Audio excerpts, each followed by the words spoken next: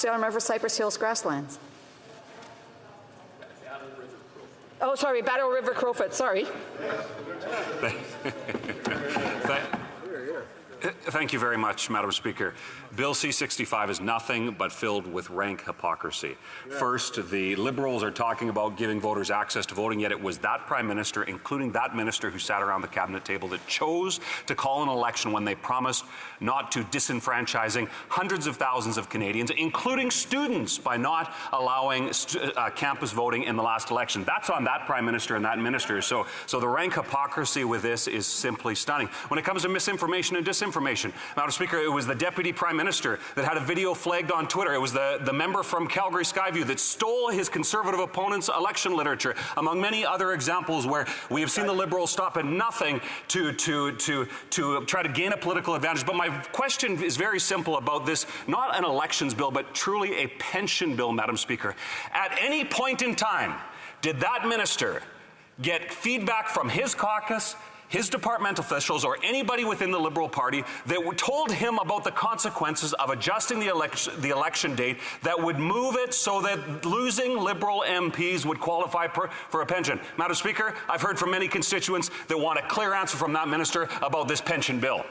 Yeah, and I want to remind the honourable member to be extremely careful on making accusations about members in the House of Commons. He used the word stole, and I would ask him not to do that again. The honourable minister.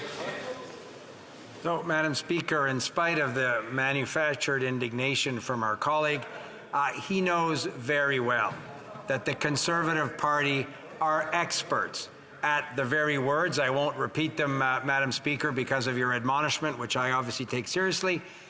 We won't repeat the words that our colleague used, but the idea that somebody sitting in the caucus where Prime Minister Harper introduced with the current leader of the opposition as minister responsible for democratic institutions, a series of measures deliberately designed to suppress the vote, to make voting more difficult, deliberately designed to ensure whether it was students or persons with disabilities are not able to easily access voting. So, Madam Speaker, we think it's important, and we worked happily with our colleagues in the Democratic Party, as our two leaders committed to doing in their supply and confidence agreement. We think there are a number of very important and significant steps to making voting more accessible in Canada, and we look forward to hearing from colleagues in committee, and obviously when the legislation, we hope, comes back to this place.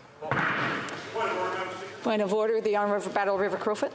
Thank you very much, Madam Speaker. You referred to some of the words that I had stated in the preamble to what was ultimately my question. However, I would ask for clarification from the chair, Madam Speaker, if anything I said was untrue, because everything that There is no clarification on this point of order, and the honourable member is actually challenging the chair, and I would ask him to be very careful.